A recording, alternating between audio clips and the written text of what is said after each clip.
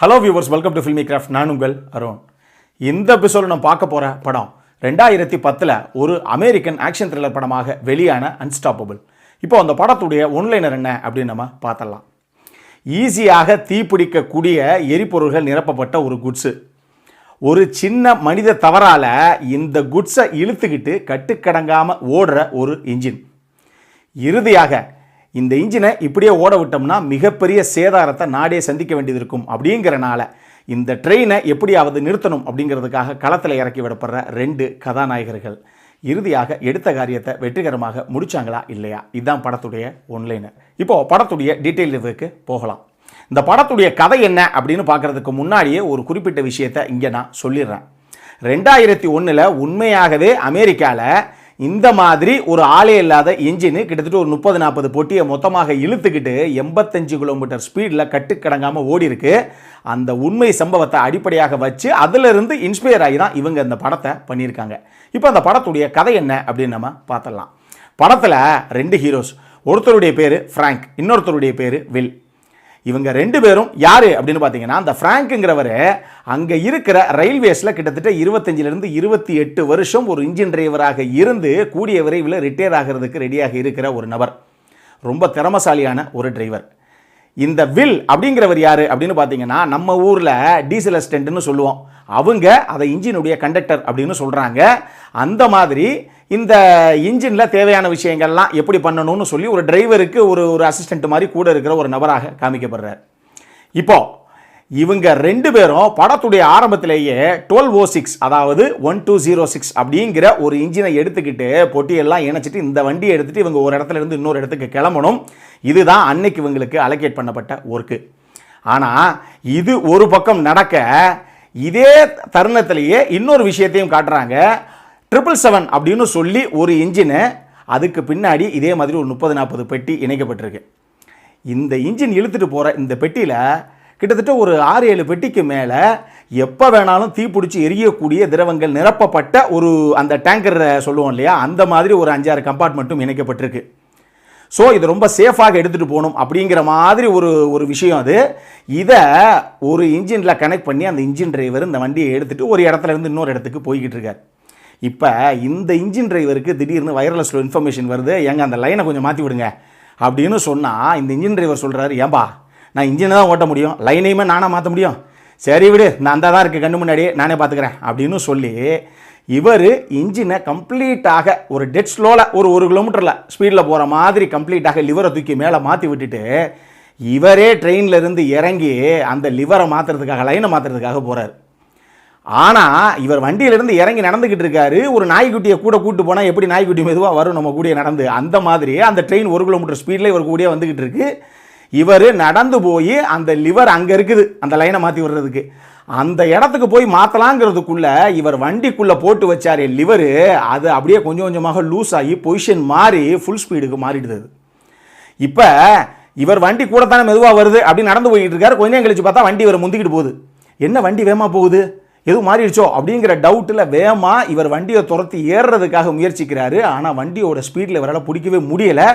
கடைசியாக தவறி அந்த ட்ராக்குக்கு சைட்லேயே கீழே விழுந்துடுறாரு. இப்போ வண்டி பிச்சு பிடிங்கிட்டு போயிடுச்சு. இப்போ இந்த வண்டியை இவருக்கு எப்படி நிறுத்துறது என்ன ஏதுன்னே அவருக்கு ஒன்றுமே தெரியலை. பதபதிச்சு போய் நிற்கிறார் இவர். ஆனால் இந்த இன்ஃபர்மேஷன் அங்கே இருக்க யார்டுக்கு சொல்லப்படுது. யார்டில் தான் படத்துடைய கதாநாயகி ஒரு சீனியர் ஆஃபீஸராக இருக்காங்க. அவங்க கொஞ்ச நேரத்தில் நம்மளுடைய ஹீரோஸ் 2 பேரும் ஒரு ட்ரெயின் எடுத்துகிட்டு போனாங்கல்ல, இவங்களுக்கு கால் பண்ணி நீங்கள் எந்த ட்ராக்கில் போய்கிட்டு இருக்கீங்களோ இதே ட்ராக்கில் உங்களுக்கு ஆப்போசிட்டாக எந்த செகண்ட் வேணாலும் கொஞ்சம் தவறி விழுந்துருச்சு, அதாவது தடம் புரண்டுருச்சு அப்படின்னா வெடித்து சிதறக்கூடிய அளவில் எரிபொருட்கள் எல்லாத்தையும் ஏற்றிக்கிட்டு இன்னொரு வண்டி நீங்கள் போகிற அதே ட்ராக்கில் ஆப்போசிட்டாக வந்துக்கிட்டு இருக்கு. 2 விஷயம் உங்களுக்கு.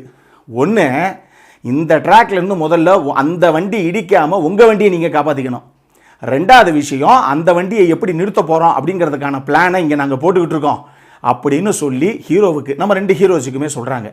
கடைசியாக இந்த வண்டியை எப்படியாவது நம்ம நிறுத்தணும் அப்படிங்கிற ஒரு பிளானை எல்லாரும் போடுறாங்க. இதுக்காக இந்த 2 ஹீரோவும் நாங்களே களத்தில் இறங்குறோம் அப்படின்னு இறங்குறாங்க.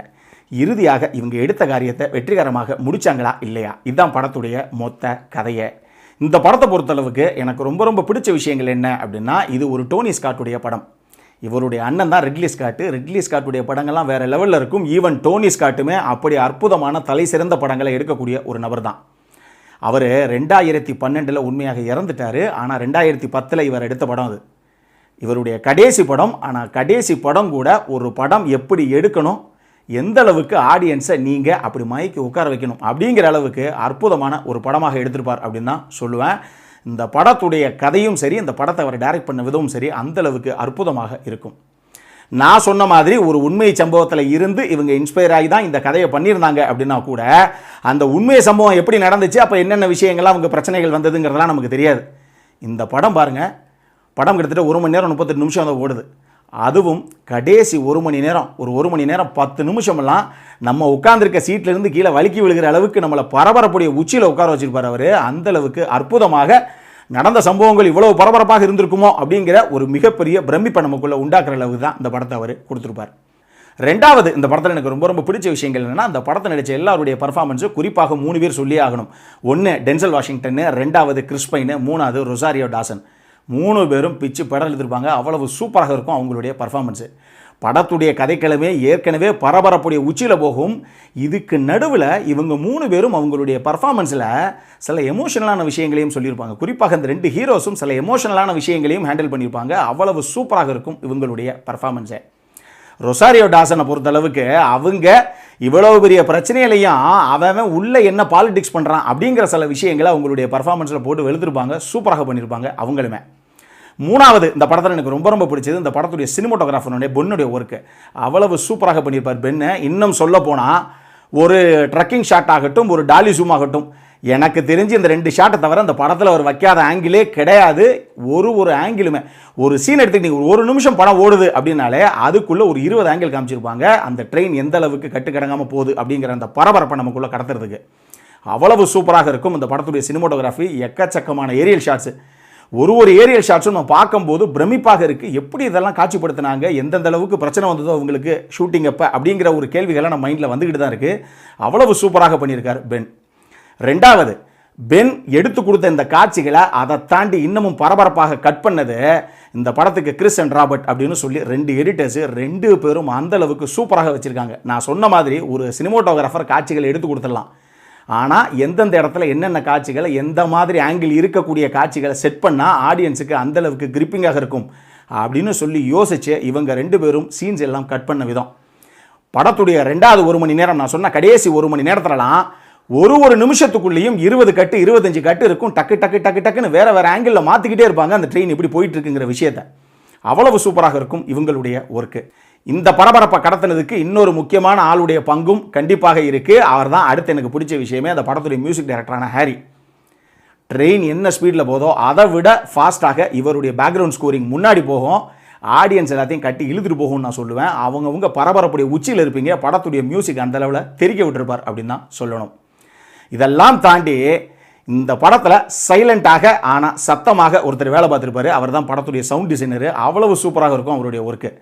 இந்த படத்தில் எங்கெங்கெல்லாம் இவங்க சவுண்ட் டிசைனிங் யூஸ் பண்ணாங்க, எங்கெங்கெல்லாம் வந்து சும்மா நார்மலாக அப்படியே லைவாக கேப்சர் பண்ணி எதுவும் வச்சுட்டாங்களோ அப்படிங்கிற ஒரு ஃபீல்லாம் நமக்கு வரும். அந்த அளவுக்கு எதை நேச்சுரலாக இருந்தது, எந்த இடம்லாம் இவங்க மிக்ஸ் பண்ணாங்க அப்படின்னு தெரியாத அளவுக்கு அவ்வளவு அற்புதமாக அவர் சவுண்ட் டிசைனிங் பண்ணியிருக்காரு. இந்த படம் சவுண்ட் எடிட்டிங் டிபார்ட்மெண்ட்டில் ஒரு ஆஸ்காருக்கு நாமினேட் பண்ணப்பட்ட ஒரு படம். அந்த அளவுக்கு சவுண்ட் டிசைனிங் வேற அளவுக்கு விளையாண்டுருக்காங்கன்னு தான் சொல்லணும். இதெல்லாம் தாண்டி இந்த படம் யாருக்கெல்லாம் பிடிக்கும் அப்படின்னு கேட்டிங்கன்னா, யாருக்கெல்லாம் சீட்டேஜ் த்ரில்லர் படம், அது கிரைம் த்ரில்லர் மிஸ்ட்ரி த்ரில்லர் எல்லாம் கிடையாது. படம் பார்த்தீங்கன்னா சீட்டுடைய இருக்கை நுனியில் தான் நீங்கள் இருப்பீங்க அப்படின்னு எந்த படங்கள்லாம் உங்களுக்கு பார்க்குறதுக்கு பிடிக்குமோ அந்த மாதிரி ரசிகர்கள் அவ்வளோ பேத்துக்கும் இந்த படம் கண்டிப்பாக பிடிக்கும். இந்த படம் உங்களை ஏமாற்றவே ஏமாற்றாது. நம்ம சைடில் இருந்து ஒரு ஹைலி ரெக்கமெண்டட் படம் அப்படின்னு வச்சுக்கோங்க. தாராளமாக ஸ்டார்டிங்லேருந்து எண்டிங் வரைக்கும் உட்காந்து நீங்கள் ஃபேமிலியோடு பார்க்கலாம். இந்த படத்தில் அடல்ட் கண்டென்ட் அப்படிங்கிறது எதுவுமே கிடையாது. இந்த படத்திற்கு ஃபில்மி கிராஃப்ட் கொடுக்கக்கூடிய ரேட்டிங் 8 out of 10. இப்போ நம்மளுடைய அடுத்த செக்மெண்ட்டான இன்ட்ரெஸ்டிங் ஃபேக்ட்ஸ் அபவுட் தி மூவிக்கு போகலாம்.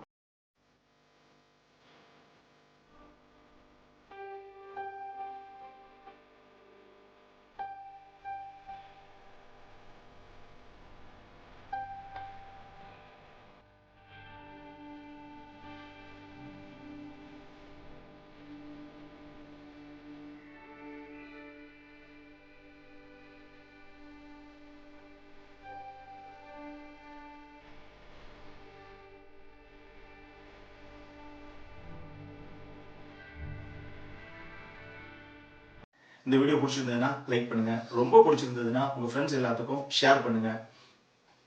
உங்களுடைய கருத்துக்கள் ஏதாவது இருந்தது அப்படின்னா கீழே இருக்க கமெண்ட் செக்ஷனில் எங்களுக்கு தெரிவிங்க. வீடியோவை க்ளோஸ் பண்ணுறதுக்கு முன்னாடி சப்ஸ்கிரைப் பண்ணுங்கள். சப்ஸ்கிரைப் பண்ணும்போது பக்கத்தில் இருக்க நோட்டிஃபிகேஷன் பெல் ஐக்கானையும் கிளிக் பண்ணுங்கள். அப்போ தான் எங்களுடைய வீடியோஸ் எல்லாம் உங்களை ஆன் டைம் வந்து சேரும். இதே மாதிரி இன்னொரு வீடியோவோட அடுத்த முறை உங்களை சந்திக்கிற வரைக்கும் it is Arun signing off. By.